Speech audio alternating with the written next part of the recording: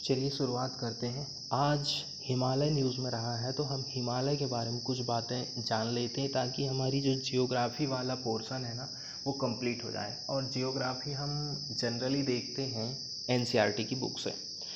तो हिमालय को हम दो टाइप से बांट सकते हैं, ठीक है। एक जो हिस्सा है वो उत्तर से लेकर के दक्षिण तक जाता है, एक इस प्रकार से हमने उसको बांट दिया है। हम उत्तर से नॉर्थ वाले हिस्से से इस प्रकार से साउथ वाले हिस्से की तरफ आ रहे हैं, एक टाइप तो ये हो गया। दूसरा हम इसी को बांट सकते हैं, यदि इस प्रकार से है तो इसको, ये पूर्वी वाला हिस्सा है, पूर्वी से आप यदि पश्चिम की तरफ जाओगे तो इस प्रकार से इसको अलग अलग खंड में आप बांट सकते हो और अध्ययन कर सकते हो। तो ये जो पिक्चर आप देख रहे हैं ये हमने इसको डिवाइड किया है उत्तर से लेकर दक्षिण तक, तो अलग अलग पार्ट में इसको बांटा गया है। सबसे पहली जो आप पट्टी देख रहे हैं, ये वाली पट्टी, ये कहलाती है हमारी महान हिमालय, या फिर इसको हम बृहद हिमालय भी कहते हैं, जिसको आंतरिक हिमालय, हिमाद्री भी कहा जाता है, बहुत सारे इसके नाम। इसके बाद नंबर लगता है लघु हिमालय का, ठीक है। और सबसे अंदर तरफ वाला जो हिस्सा है हमारे इंडिया की तरफ वाला, उसको हम कहते हैं शिवालिक हिमालय। तो इस प्रकार से तीन भाग में इसको बांट दिया गया है।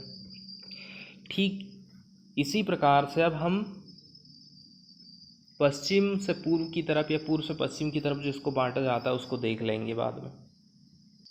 तो आज जो हिमालय हमारा न्यूज़ में रहा है वो है वेस्टर्न हिमालय। ये वेस्टर्न हिमालय का पिक्चर आप देख रहे हैं, जो एरिया को छायांकित किया है, इस प्रकार से शैडो जो बनाया गया है, यही एरिया कहलाता है वेस्टर्न हिमालय। इसमें जम्मू कश्मीर, हिमाचल प्रदेश और यूपी का एरिया शामिल किया गया है। देखिए, पश्चिम से पूर्व तक यदि हम हिमालय को बांटें ना तो इस प्रकार से हम बांट सकते हैं। और ये जो बेस बनाया जाता है नदी की जो घाटी है उसके आधार पर इसको बनाया जाता है। जैसे कि मान के चलो ये सिंधु नदी है, इस प्रकार से ये सिंधु नदी है और ये सतलुज नदी है, तो इनके बीच का जो एरिया है ये एरिया कहलाएगा पंजाब हिमालय, ठीक है। अब ये जो सतलुज रिवर है, और यदि हम यहाँ पर काली रिवर का मैप बना दें तो दोनों के जो बीच का एरिया है ये कहलाता है हमारा कुमाऊं हिमालय, ठीक है। काली और यदि यहाँ पर तीस्ता नदी बना दें तो इन दोनों के बीच का जो हिमालय है इसको कहेंगे हम नेपाल हिमालय। और सबसे लास्ट में, ठीक है, तीस्ता और दिहांग, यदि ये तीस्ता रिवर है और यहीं पर हम दिहांग रिवर को बना दें तो दोनों के बीच का जो हिमालय बनेगा उसको हम कहेंगे असम हिमालय। इस प्रकार से इसको डिवाइड किया गया है। अब हम बात कर लेते हैं न्यूज़ की। न्यूज़ में आते हैं तो वैज्ञानिकों ने अध्ययन ये किया है कि जो फॉरेस्ट में बर्ड की जो स्पीसीज हैं, ठीक है, वेस्टर्न हिमालय में इनकी संख्या तेज़ी के साथ में कम हो रही है। तो क्या क्या इसके मेन रीज़न रहे हैं, क्यों इनकी संख्या कम हो रही है और क्या हम कुछ कर सकते हैं अपने पर्यावरण को और पर्यावरण मित्र को बचाने के लिए, ठीक है।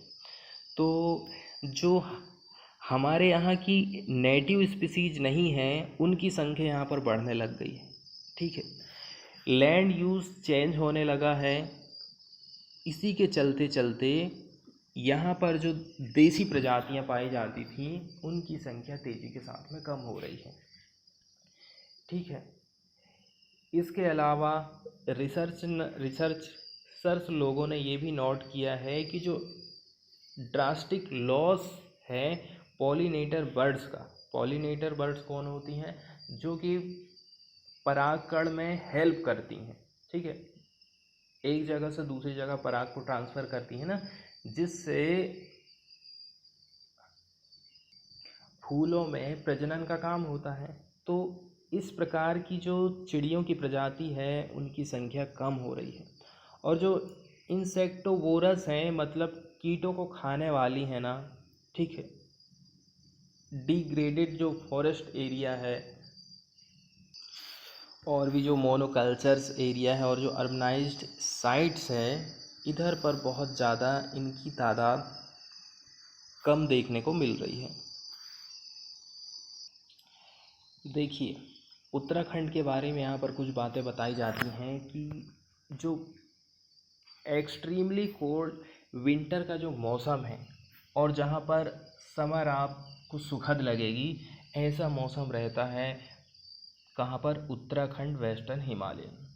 और यहाँ पर जो फॉरेस्ट पाए जाते हैं ऐसे इन्वायरमेंट में पाए जाते हैं जहाँ ना तो ज़्यादा गर्मी है और ना ही जहाँ पर ज़्यादा ठंडक है, ऐसे फॉरेस्ट यहाँ पर पाए जाते हैं।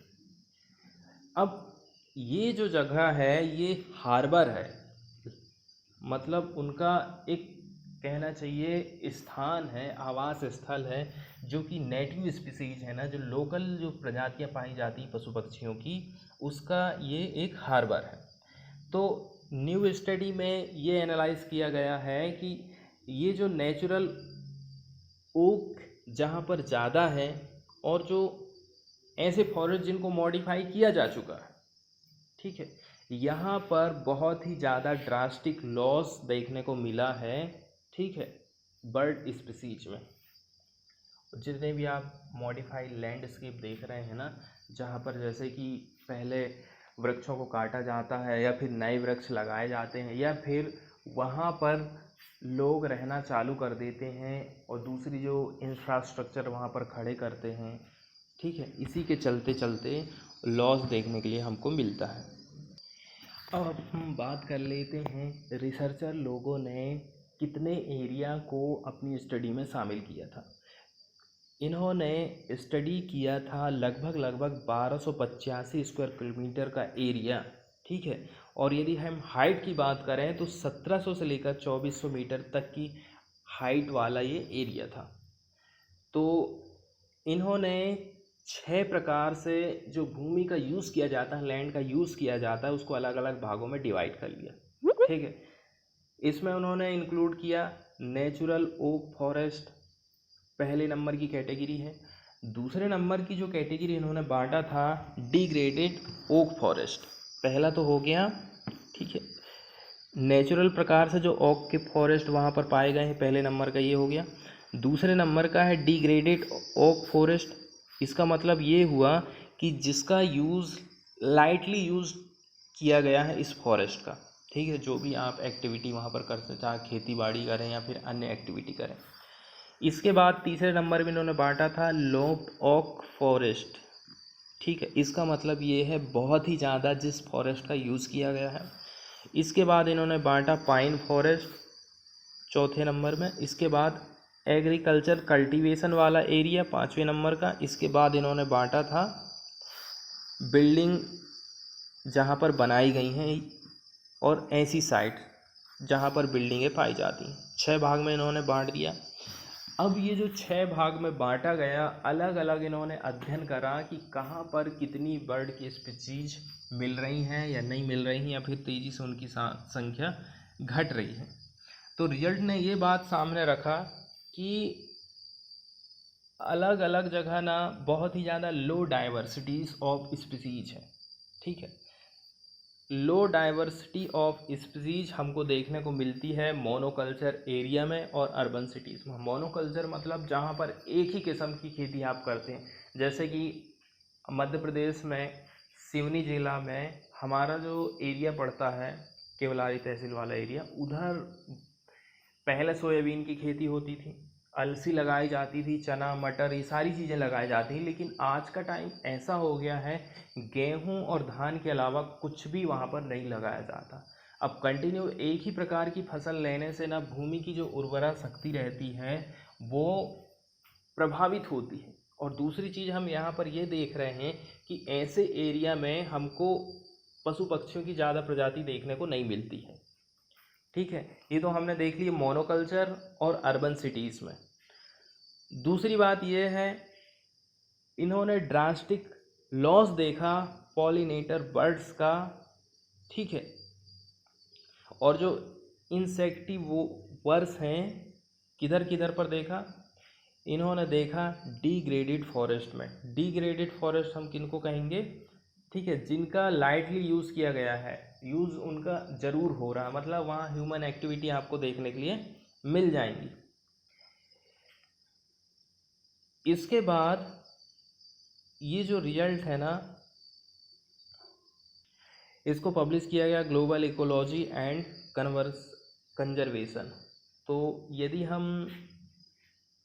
देखें इनकी संख्या ज़्यादातर कहाँ पर कम हुई है, जो डिग्रेडेड फॉरेस्ट है, मोनोकल्चर जहाँ पर की जाती है, और जो अर्बनाइज्ड साइट्स हैं यहाँ पर इनकी तादाद तेज़ी के साथ में कम हुई है, ऐसा वैज्ञानिकों को कहना है। अब आगे देखिए, फॉरेस्ट जैसे जैसे चेंज हो रहा है उस हिसाब से किस प्रकार से बर्ड की स्पीसीज घट रही है, ये बात यहाँ पर एक दूसरे से संबंध रखती है। ठीक है, अब यहाँ पर ये बात बताई गई है हैबिटेट गिल्ड्स।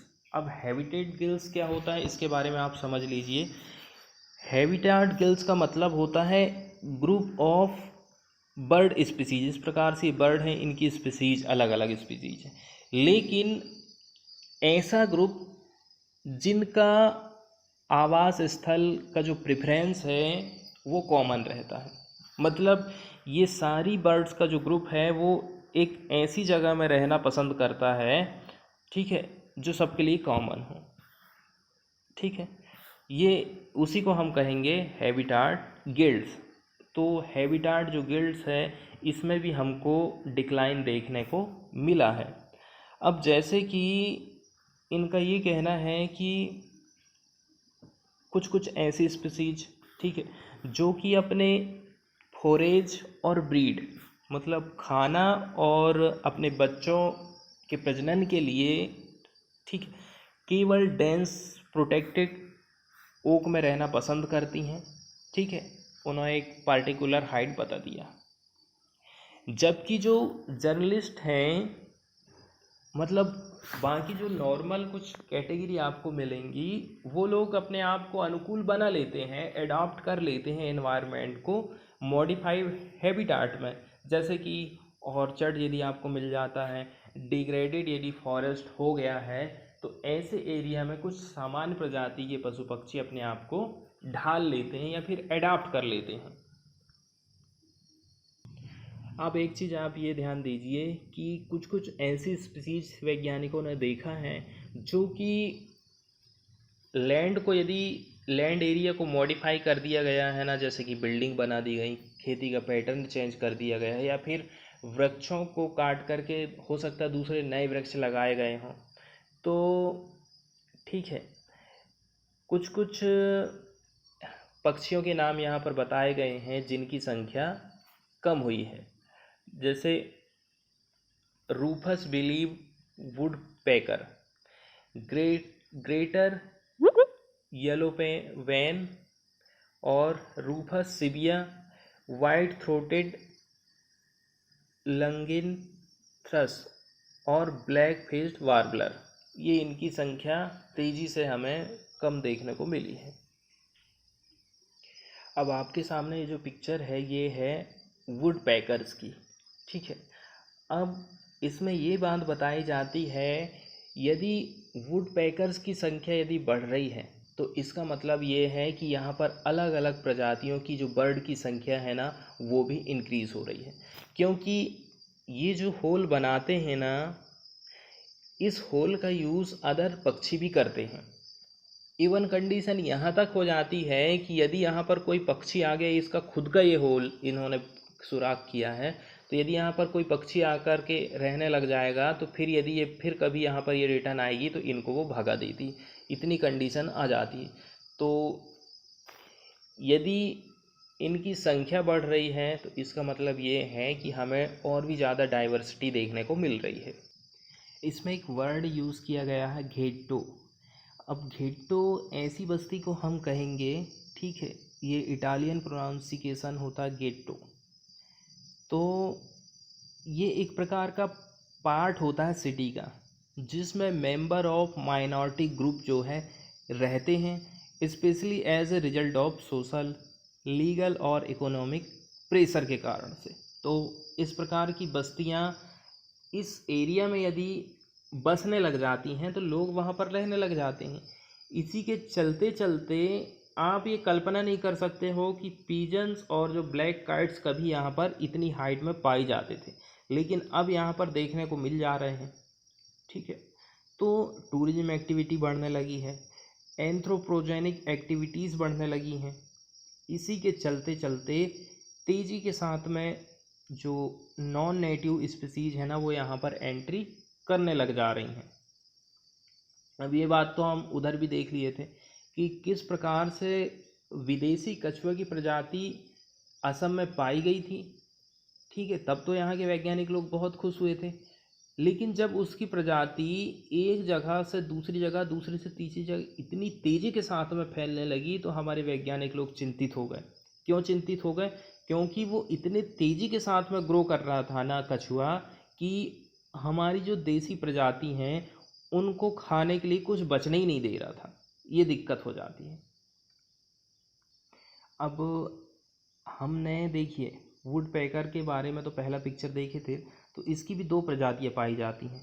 एक ही आप देख रहे हो रफोज बेलिड वुड पेकर, और दूसरा है ग्रेटर येलो पेन वुड पेकर। दो प्रकार की इसकी प्रजातियां हैं जो कि यहाँ पर हम पढ़ने वाले हैं। अब देखिए दो प्रकार के पिक्चर आपने देख लिए ना। ठीक है, रूफोस बेलिड वुड पेकर और ग्रेटर येलो पेन। ठीक है, ये दो प्रकार आपने देख लिए हैं। ठीक है, इन्होंने ग्रेट पोटेंशियल को शो किया है, जो कि एक इंडिकेटर है कि फॉरेस्ट की क्वालिटी बढ़िया है, क्योंकि ये लोग ऐसी जगह में हमको मिलते हैं जहाँ पर डेंस कैनोपाइड फॉरेस्ट ज़्यादा रहता है। कैनोपाइड फॉरेस्ट यदि ज़्यादा घना है तभी ये लोग वहाँ पर अपना घर बनाते या फिर रहते। ठीक है, और ये जो फॉरेस्ट है यहाँ पर लार्ज और टाल ट्रीज पाए जाते हैं, जहाँ पर ये इनको अपने घर की प्राथमिकता देते हैं और यहाँ पर ये अपने खाना को ढूंढते हैं।